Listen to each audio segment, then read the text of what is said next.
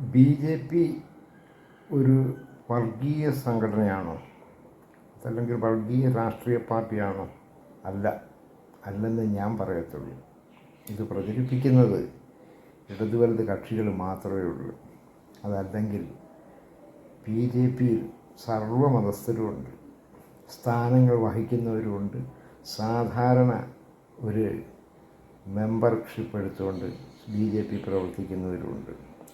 അവർക്ക് തോന്നാത്തത്, അതായത് മറ്റു മതസ്ഥർക്ക്, ഹിന്ദുക്കളല്ലാതെ മറ്റു മതസ്ഥർക്ക് തോന്നാത്തത് പ്രചരിപ്പിക്കുക എന്നുള്ളതാണ് ഇടതു വലത് ലക്ഷ്യം.